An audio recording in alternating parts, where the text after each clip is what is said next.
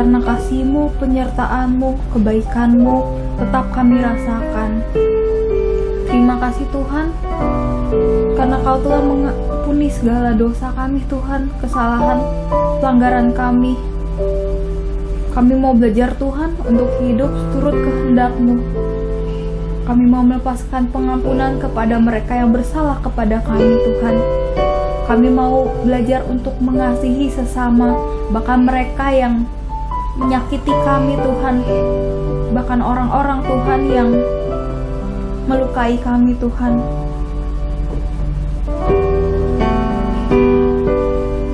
Terima kasih ya Tuhan, Kau telah membawa kami dan menyertai kami 1 tahun ini Tuhan. Tidak terasa beberapa jam lagi akan berganti tahun.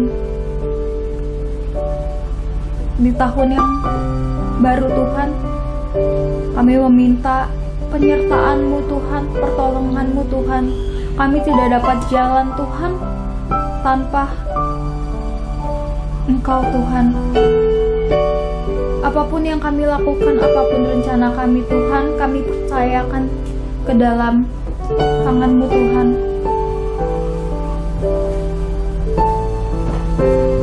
Terima kasih Tuhan.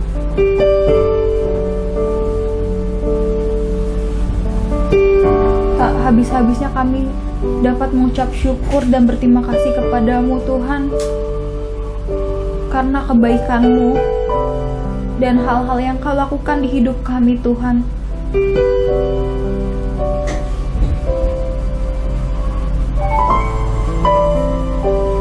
Kami siapkan hati kami Tuhan untuk menaikkan pujian-pujian, untuk menaikkan mazmur, dan untuk menghadap-Mu Tuhan. Segala puji syukur kami kembalikan kepadamu, Allah kami yang hidup. Haleluya, amin.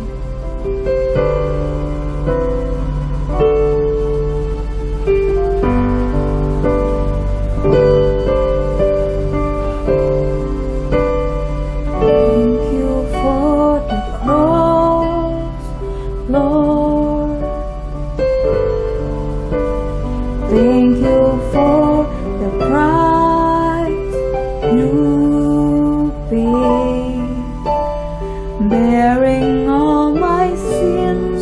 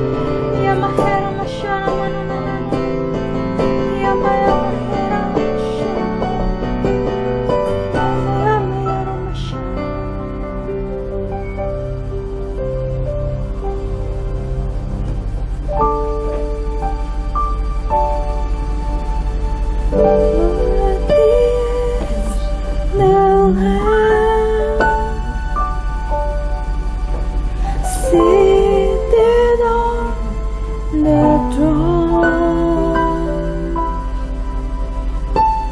crown you now with many crowns. You reign victorious.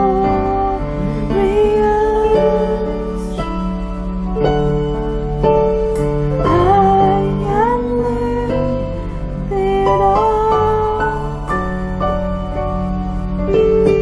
This is Son of God, the darling of heaven, crucified.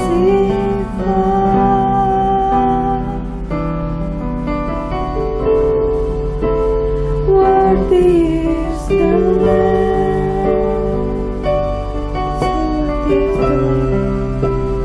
Worthy is the Lamb.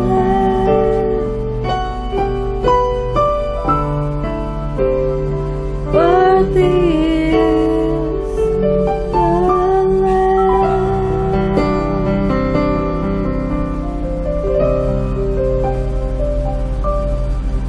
Kami menyiapkan hati kami dan pikiran kami, Tuhan. Kami siap untuk mendengarkan kebenaran firman-Mu. Fokus kami hanya kepada-Mu, Tuhan. Terima kasih, Tuhan.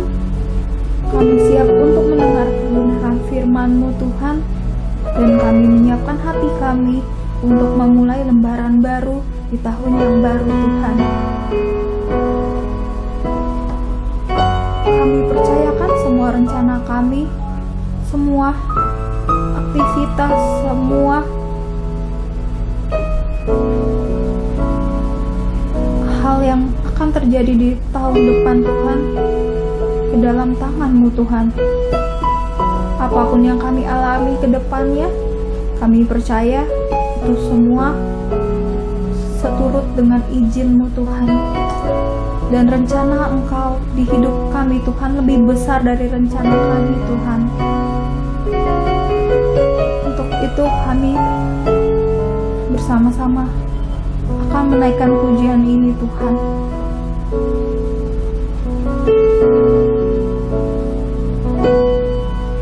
Terima kasih, Tuhan, untuk kasih setia-Mu yang ku alami dalam hidupku. Terima kasih, Yesus, untuk kebaikan-Mu sepanjang hidupku. Kami mau berterima kasih. Terima kasih, Tuhan,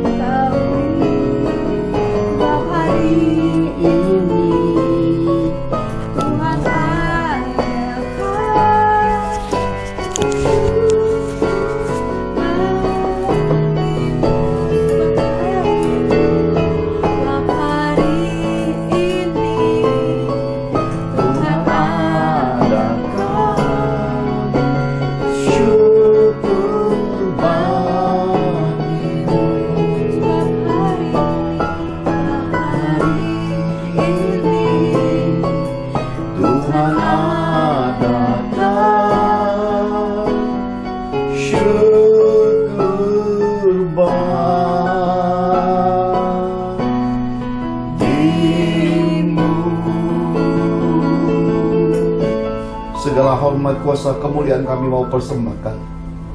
365 hari telah berlalu. Hari ini lembar akhir tahun akan ditutup dan lembar tahun baru akan dibuka. Betapa kami bersyukur sepanjang tahun Tuhan memelihara, Tuhan menjamin kelangsungan hidup kami, dan Tuhan memberkati kami. Terima kasih Tuhan, anugerahkan kasih-Mu, anugerahkan kebenaran firman-Mu, sampaikan akan isi hati-Mu bagi kami semua. Curahkan roh hikmah, pengertian benar akan Kau, dan berkati kami lagi. Di dalam nama Tuhan Yesus kami telah berdoa dan mengucap syukur. Mari semua kita cita Tuhan Yesus sama-sama katakan amin.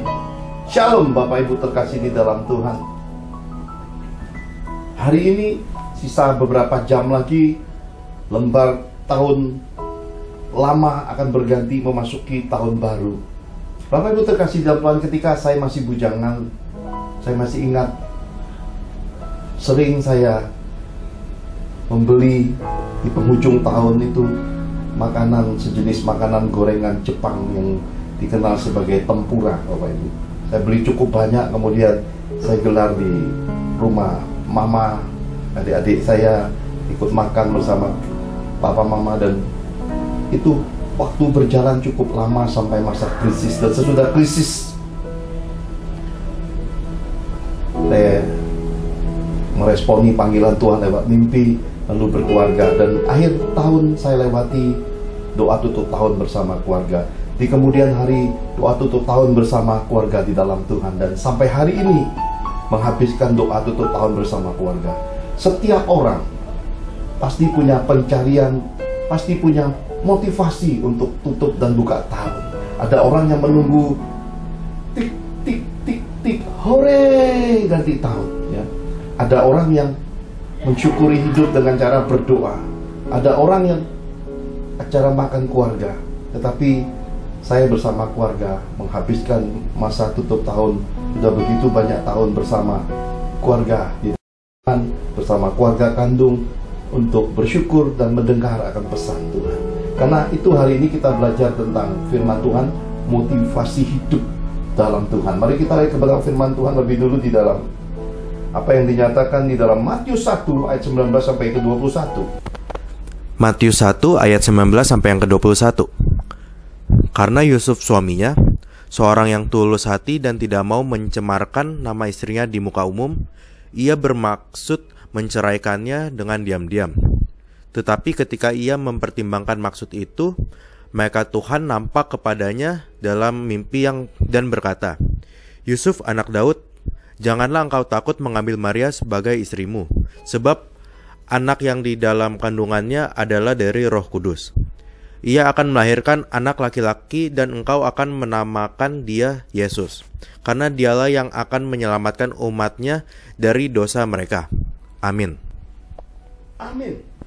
Hal pertama, motivasi hidup dalam Tuhan adalah tentang orang-orang yang hidupnya sesuai kehendak Tuhan. Bapak Ibu terkasih di dalam Tuhan, Yesus lahir di dalam hidup seorang darah perawan yang benar-benar taat, memilih kehendak Tuhan melebihi segala pikiran, ketakutan, segala hal yang diprasangkakan oleh dunia. Bunda Maria memilih untuk taat kepada Tuhan, memikul salib untuk menerima bayi yang datang dari Roh Kudus itu. Bukan hanya Bunda Maria, Yusuf suaminya, kitab suci berkata adalah seorang yang tulus, orang yang benar-benar mau hidup sesuai kehendak Tuhan. Di dalam hatinya baru terlintas keinginan-keinginan yang tidak sesuai kehendak Tuhan. Malaikat datang dalam mimpi dan menyatakan bahwa bayi dalam kandungan istrinya, dalam kandungan Bunda Maria adalah datang dari Roh Kudus, datang dari kehendak Tuhan. Yusuf dan Maria menjalani kehidupan membesarkan Yesus sampai umur 30 tahun mengalami baptisan Roh, dan kemudian 3,5 tahun menjalani pelayanan pekabaran Injil, dan melihat bagaimanakah keadaan Yesus disalibkan. Dan bersama-sama dengan murid-murid Yesus, Maria bersama para murid ada di loteng Yerusalem melihat hari kebangkitan Yesus, dan juga menghantar Yesus naik ke sorga dalam keadaan hidup, Bapak Ibu. Ini sesuatu yang benar-benar harus mendasari hidup kita, mendasari pribadi kita, yang harus kita pelajari, yang harus kita maknai, yang harus kita jalani dalam kekristenan ini bukan hanya kita, harus kita ajarkan kepada keluarga kita. Hidup ini harus hidup sesuai kehendak Tuhan. Kalau tidak hidup sesuai dengan kehendak Tuhan, maka dunia, nafsu manusia, dan setan-setan akan mewarnai seluruh area hidup kita. Dan hidup kita akan kotor, cemar, akan kehilangan kasih mula-mula, akan kehilangan yang namanya kekudusan Tuhan. Karena itulah Tuhan mengajarkan kepada umatnya pelajaran tersembunyi. Kalau mau bersedekah, bersedekah dengan tersembunyi. Kalau mau berdoa, berdoa dengan tersembunyi. Segala sesuatu lakukan tersembunyi. Kenapa? Karena disandingkan dengan Bapa tersembunyi. Tetapi di akhir zaman, keadaan rohani menuju ke area penyesatan. Penyembahan digantikan pertunjukan. Hal-hal tersembunyi malah dipertontonkan. Saya melihat keadaan ini, Bapak Ibu, sungguh memilukan. Kenapa? Saya membuka lembar demi lembar keadaan yang ada, dan saya berkata kepada Tuhan, ampunilah kami hamba-hambamu ini. Ada banyak kekurangan, ada banyak kekeliruan. Karena sekelompok hamba-hamba mengumpulkan kegiatan sosial, menerima banyak pemberian dari umat Tuhan. Dan kemudian saya melihat dia membangun rumah, membangun ruko, membeli banyak mobil. Sementara umat Tuhan yang memberi, terus menyumbang, berakhir dalam keadaan jatuh dan masuk area kemiskinan. Apakah ada timbal baliknya dari hamba-hamba ini? Tidak nampak sekali, Bapak Ibu. Tiba-tiba dari kegiatan sosial berubah membuka gereja. Oh, memilukan sekali keadaannya. Kenapa? Ternyata bukan berkiblat pada panggilan, tapi berkiblat pada kebutuhan dan popularitas. Kenapa? Sosial banyak uang, buka gereja juga banyak uang. Pada akhirnya kita bisa melihat suatu keadaan, bukan untuk kita hakimi, tapi untuk kita koreksi sama-sama. Sebab dalam kehidupan ini, kitab suci berkata tidak ada orang miskin di antaramu. Itu berlaku hanya ketika umat dan hamba-hamba Tuhan hidup dalam kehendak Tuhan. Tapi ketika penyimpangan dunia, nafsu manusia, dan setan-setan terjadi, maka akan menghasilkan buah yang buruk. Kemiskinan, kemelaratan, perpecahan, kesakitan, persirian, perdebatan rohani, dan beragam buah-buah perbuatan dosa yang membawa penyakit masuk, membawa kemiskinan masuk, kebangkrutan masuk, perceraian masuk, bahkan kematian masuk di dalam kehidupan umat Tuhan, bahkan kehidupan hamba-hamba Allah. Karena itu Bapak Ibu terkasih dalam Tuhan, mari hari ini kita mengkoreksi lagi sebagaimana Roh pesankan, ujilah bobot bibit-bebet kehidupan seorang hamba Tuhan, suatu komunitas rohani, bahkan gereja Tuhan. Uji bobot-bobot bibit-bebetnya dan lihat isi terdalamnya. Kenali, makan bersama 3 hari, 1 minggu, 1 bulan, 1 tahun, 12 tahun. Maka lihat segala sesuatunya, baru engkau bisa memberi segala kepercayaan itu masuk di dalamnya. Kenapa? Karena semua yang engkau semai, bila buahnya baik, bila semua itu menggenapi akan firman tersembunyi, itu pasti berbuah dalam kehidupan. Karena itu Bapak Ibu terkasih di dalam Tuhan, ini adalah masa akhir tahun, masa perenungan kita. Masa bagaimana kita menutup lembar tahun lalu, memasuki permulaan tahun untuk membuka lembar baru. Karena apa yang kita mulai hari ini berpengaruh jauh ke masa depan. Sebab yang terjadi hari ini adalah lembar masa lalu yang sudah kita mulai dan berbuah hari ini. Apa yang engkau semai, apa yang engkau tabur akan engkau tuai, akan berbuah dalam kehidupanmu. Karena itu diingatkan, motivasi hidup di dalam kekristenan ini adalah hiduplah sesuai dengan kehendak Tuhan. Carilah Tuhan sesuai kehendaknya. Carilah Tuhan, carilah wajahnya, carilah kekuatannya. Hiduplah menurut kehendaknya yang sempurna. Haleluya. Bapak Ibu terkasih dalam Tuhan, mari kita lihat bagian yang kedua. 1 Korintus 13 ayat 1 sampai yang ketiga. 1 Korintus 13 ayat 1 sampai 3, demikian firman Tuhan. Sekalipun aku dapat berkata-kata dengan semua bahasa manusia dan bahasa malaikat, tetapi jika aku tidak mempunyai kasih, aku sama dengan gong yang berkumandang dan canang yang gemerincing. Sekalipun aku mempunyai karunia untuk bernubuat, dan aku mengetahui segala rahasia dan memiliki seluruh pengetahuan, dan sekalipun aku memiliki iman yang sempurna untuk memindahkan gunung, tetapi jika aku tidak mempunyai kasih, aku sama sekali tidak berguna.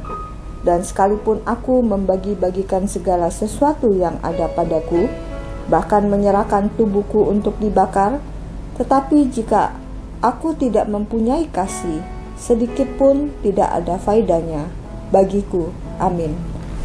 Amin.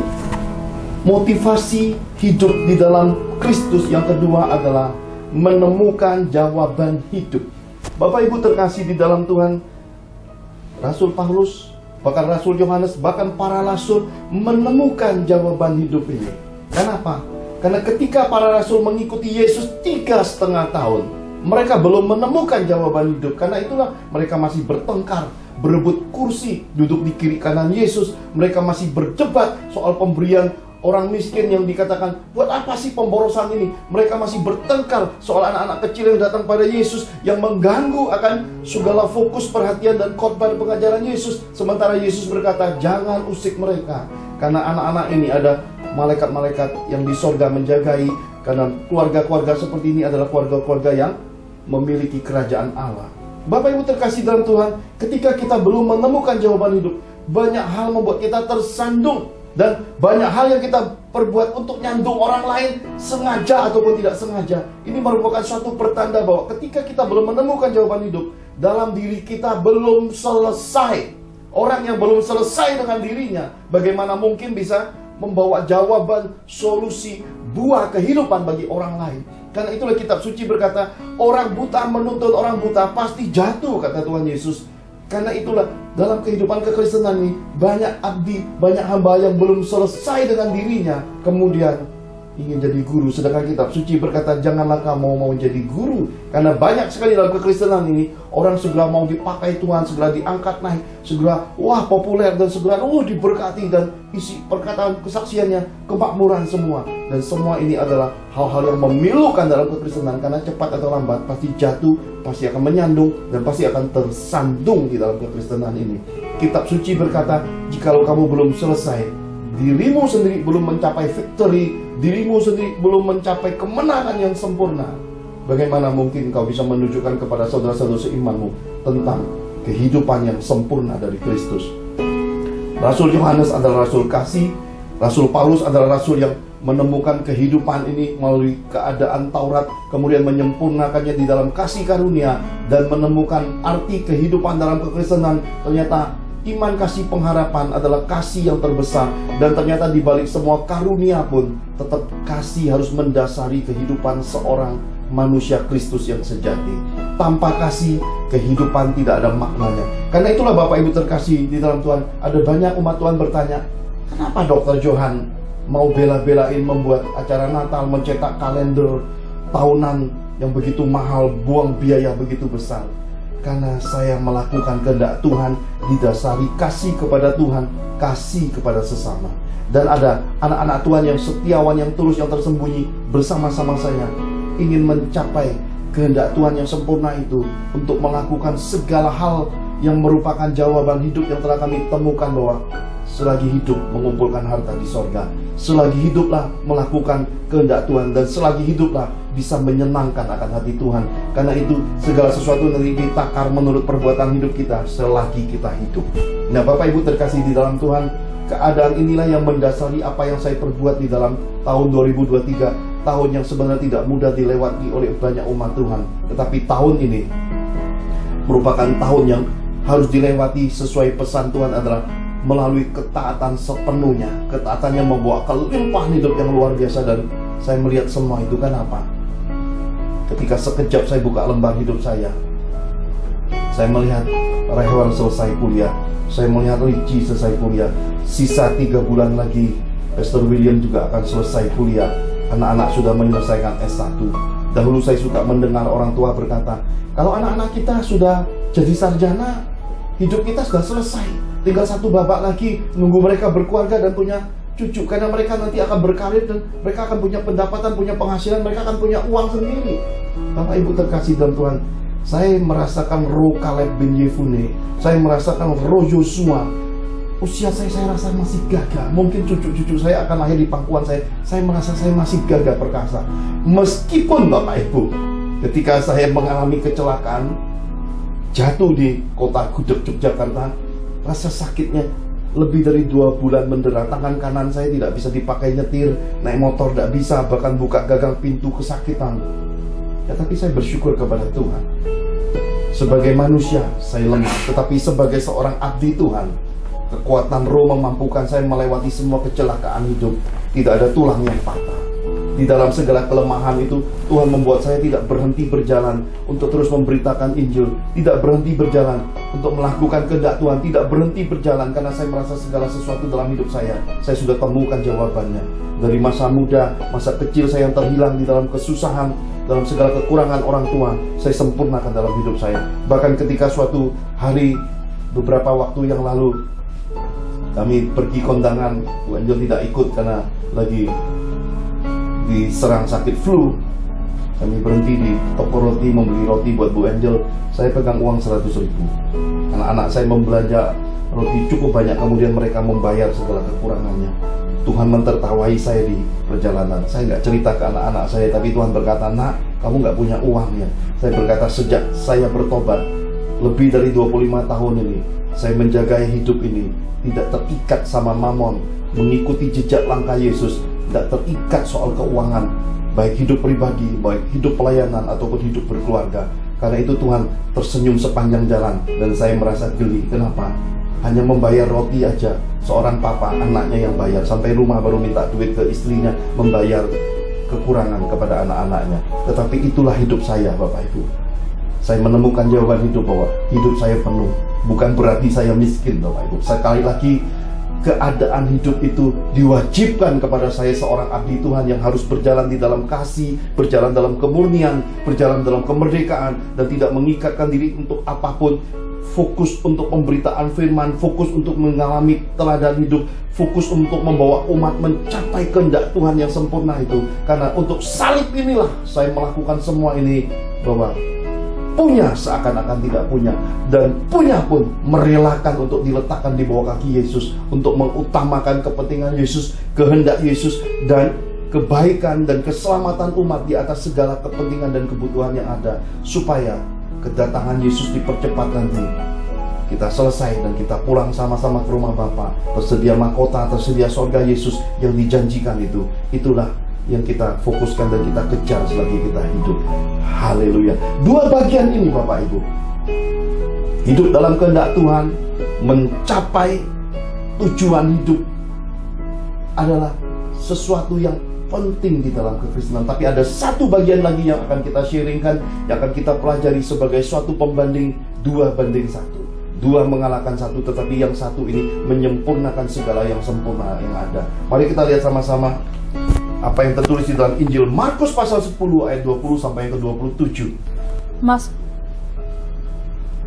Markus 10 ayat 20 sampai 27. Beginilah firman Tuhan. Lalu kata orang itu kepadanya, "Guru, semuanya itu telah kuturuti sejak masa mudaku."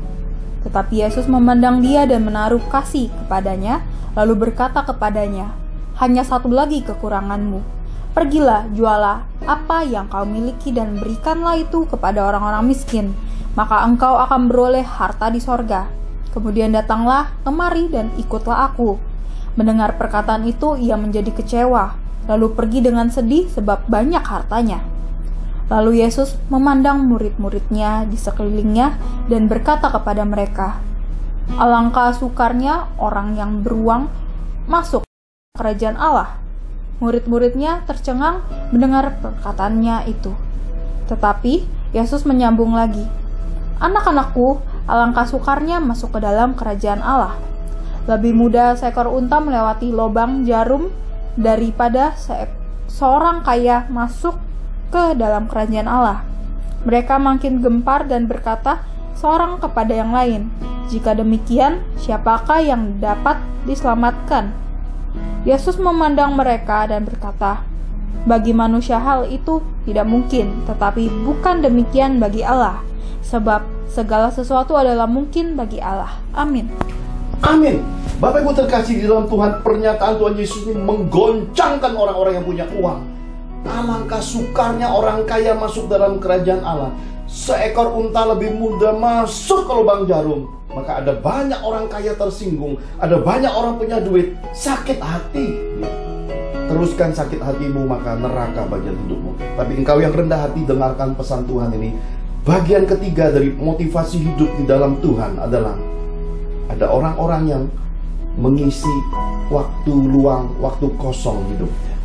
Mereka hanya sebatas kegiatan, sosialita, kumpul-kumpul, lumayan dapat makan gratis, lumayanlah daripada buang waktu yang nggak ada pilihan.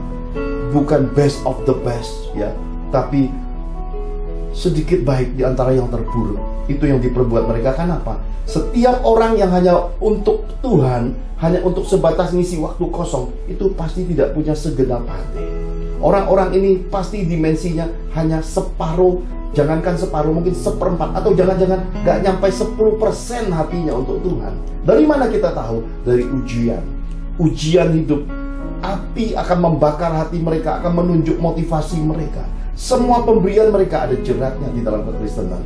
Semua yang mereka tabur untuk populer dirinya, ujian yang dikejar. Setiap kali yang dia perbuat, dirinya yang diagungkan, dia merebut dan dia mencuri kemuliaan Tuhan.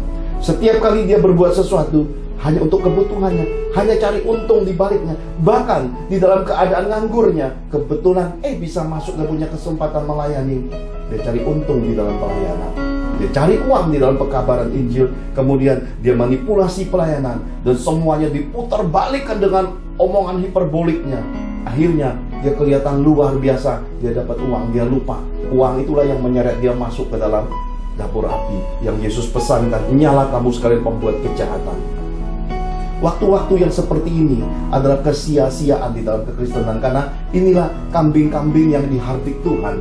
Orang-orang yang hanya buang waktu dalam kegiatan rohani, yang hanya akan terus menyandung dan akan terus tersandung, bolak-balik pindah-pindah gereja, bolak-balik pahit-pahit, dan bolak-balik ngomongin jelek tentang hamba-hamba Tuhan, bolak-balik bolak-balik bertengkar dengan saudara seiman, bolak-balik tengkar dengan keluarga. Orang-orang seperti ini adalah orang-orang yang memutar padang gurun 40 tahun tanpa pernah menemukan jawaban hidup. Orang-orang seperti ini tidak akan pernah taat kepada Tuhan. 1-2 kali dia coba, dia dapat mukjizat, dia teruskan. Begitu mengalami kekecewaan, dia hujat semua hal yang disebut dengan kemuliaan. Hatinya tidak ada terpaut sama Tuhan. Dia hanya ikut-ikutan. Ini tidak ada bedanya dengan Ananias dan Safira. Orangnya ikut-ikutan, dan ketika waktunya nasar harus dibayar, ikatan uangnya membuat dia, separuh sajalah, daripada semua nanti aku kehilangan semua. Hatinya terikat akan uang. Meskipun mukjizat di depan matanya dikasih lihat, tetapi ikatan hatinya terhadap dunia nafsu manusia dan setan-setan lebih kuat. Orang-orang seperti ini manusia lamanya ikut serta masuk di dalam kerohanian, masuk serta di dalam motivasi di dalam kehidupan dalam Tuhan. Maka mereka adalah orang-orang yang pada akhirnya akan berakhir kesia-siaan di dalam kekristenan. Motivasi bagian ketiga ini Bapak Ibu perlu kita renungkan. Jangan sampai di dalam kehidupan kita uang kita punya, tapi kebahagiaan kita tidak punya. Jangan sampai di dalam kehidupan kita Tuhan berkasih karunia, tetapi neraka tujuan hidup kita. Jangan sampai dalam kehidupan kita ini Bapak Ibu kasih mendasarinya, tapi ternyata kita curi kemuliaan Tuhan. Jangan sampai dalam kehidupan ini Bapak Ibu kekudusan, hidup takut akan Tuhan yang dipatenkan sebagai Roh Kudus di dalam hidup kita, tetapi kita mencuri roh dunia. Kemudian kita melakukan hal-hal yang benar-benar mendukakan rohnya. Bahkan kita menyalibkan Yesus kedua kali dengan perbuatan-perbuatan tersembunyi, tercela, dan melanggar firman itu. Hari ini Tuhan ingatkan kepada kita, mari tinggalkan bagian ketiga, motivasi yang sebenarnya adalah tidak baik Bapak Ibu. Ikut Tuhan, mencari Tuhan, bukan untuk mengisi kekosongan waktu, bukan untuk sosialita, bukan untuk ajang makan gratis, bukan hanya untuk pamer-pamer di sana untuk kita berdagang cari untung. Tinggalkan semua itu, karena segala sesuatu yang seperti itu dibenci Tuhan. Nikolaus saja Bapak Ibu yang terpilih dari 7 orang yang terpandang itu, ketika membawa tradisi agamanya masuk di dalam kemuliaan kekristenan, Rasul Yohanes menuliskan secara terbuka hati Tuhan bahwa Tuhan sangat benci dengan Nikolaus. Bahkan Biliam nabinya saja Bapak Ibu memberi nasihat sembunyi-sembunyi untuk mengambil upah, untuk mengambil uang. Biliam mati dalam keadaan ditusuk pedang, dan Biliam dibenci Tuhan. Jangan sampai dalam kekristenan ini kita lupa bahwa Tuhan itu Tuhan Allah yang hidup. Dia berdaulat kepada manusia yang hidup, dan dia juga Tuhan Allah buat orang-orang yang akan mengalami mati dan akan hidup lagi. Dia juga akan menghakimi orang-orang yang mati untuk dihidupkan atau untuk dimusnahkan di dapur api. Sorga dan neraka adalah pilihan di dalam kitab suci yang terbuka. Jangan sampai hatimu tidak ada takut akan Tuhannya. Jangan sampai hidupmu isinya cuma dusta semua di balik semua kebenaran dan kerohanian. Maka engkau tahu suatu hari tidak ada kesempatan dan tidak ada waktu untuk bertobat lagi. Engkau telah menyalibkan Yesus 2 kali dalam hidupmu. Kesia-siaan itu kau bayar mahal nanti di hari penghakiman, di tata penghakiman Yesus nanti. Tidak ada kesempatan lagi.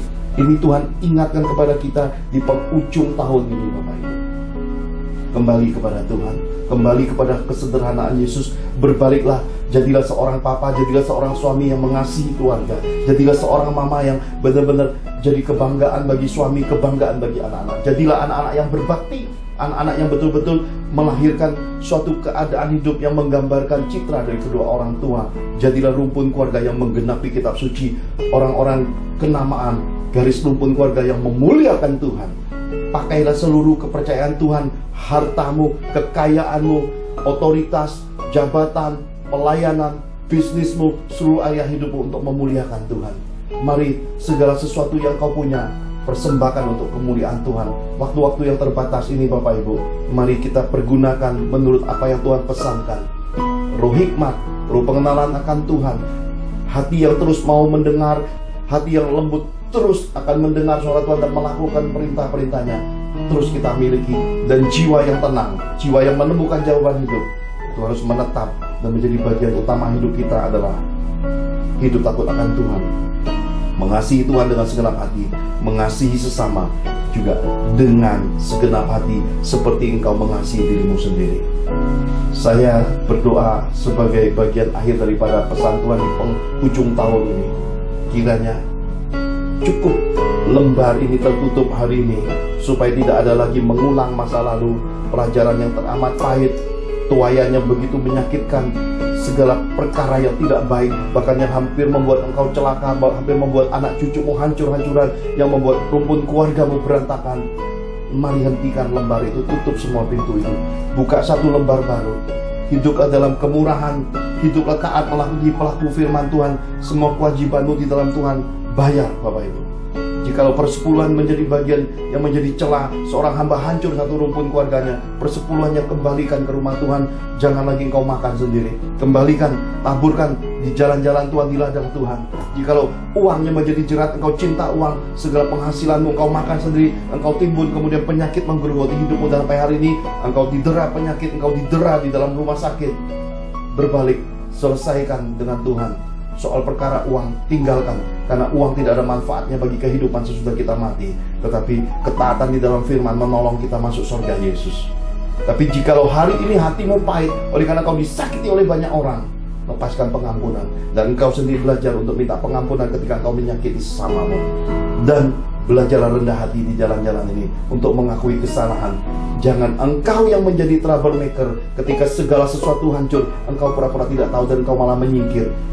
Tuhan melihat, Tuhan pasti mencatat, Tuhan pasti berhitungan dengan engkau. Manusia mungkin tidak tahu, tapi Tuhan melihat apa yang kau perbuat. Karena itu Bapak Ibu terkasih dalam Tuhan, hidup ini terbuka. Motivasi kita, iman kita, pengharapan kita, cepat atau lambat akan dibakar dengan api. Tuhan ingin melihat manusia dalammu. Tuhan akan menemukan apakah engkau benar-benar manusia Kristus yang sejati, ataukah manusia dunia, nafsu manusia dan setan-setan yang menjadi topeng-topeng di balik segala yang kau perbuat selama ini. Bertobatlah. Mari kita kembali kepada kasih Yesus yang semula, dan mari kita buka lembar tahun baru dengan anugerah Tuhan yang besar, dan kita berbalik dari tingkah laku yang jahat untuk memasuki kemuliaan Tuhan dengan jalan kerendahan hati, jalan pertobatan, jalan kasih, jalan untuk berbalik mencintai keluarga dan hidup berkeluarga yang bahagia, hidup jadi berkat di muka bumi, hidup melakukan kehendak Tuhan yang sempurna. Haleluya. Pastor William akan tutup dengan doa untuk kita menerima berkat-berkat Bapa Surgawi. Mari kita angkat kedua tangan kita sama-sama di hadapan Tuhan. Bapak Ibu terkasih dalam Kristus, kita baru saja dicerahkan firman Tuhan tentang motivasi hidup dalam Tuhan. Ada orang yang mencari Tuhan untuk hidup sesuai kehendak Tuhan, sementara sekelompok orang lain menemukan jawaban hidup dalam Tuhan. Tetapi ada juga orang yang mengisi kekosongan hidupnya dalam dunia rohani, Mereka ini ditandai hidupnya tidak takut Tuhan, suka ribut, cara hidup manusia lamanya nampak jelas dan tidak sedikit di antara mereka yang mencuri kemuliaan Tuhan dengan motivasi cari untung dan cari uang dalam kegiatan rohani. Mereka inilah yang ditolak Tuhan Yesus di hari penghakiman Yesus nanti. Bapak Ibu terkasih dalam Tuhan, mari kita akhiri ibadah ini dalam sekalian kita tutup lembar hari akhir tahun dengan doa sepakat dan doa menerima berkat-berkat Bapa Sorgawi. Mari kita angkat kedua tangan kita di hadiratnya. Maka tercurahlah berkat Bapa Sorgawi, engkau akan terus naik dan tidak menjadi turun, engkau akan menjadi kepala dan bukan ekor, adonanmu, lumbung-lumbungmu, rekening bank dan kas keuanganmu diisi Tuhan penuh, berkat bangsa-bangsa pun masuk dalam kapasitas hidupmu, diberkatilah keluargamu, diberkatilah karir bisnismu, diberkatilah studimu, dan diberkatilah pelayananmu. Dalam anugerah Tuhan Yesus, maka engkau beserta keluargamu akan menerima kasih karunia, kesehatan, keberuntungan, berkat 5 roti 2 ikan, pelipat kali gandaan berkat, jawaban doa, berkat terobosan ekonomi dan mujizat-mujizatnya yang ajaib. Dalam Roh Kudus, maka engkau beserta keluargamu termaterai hidup di bumi seperti sorga. Kita terima berkat Bapa Sorgawi ini dalam nama Tuhan Yesus, sama-sama kita katakan amin.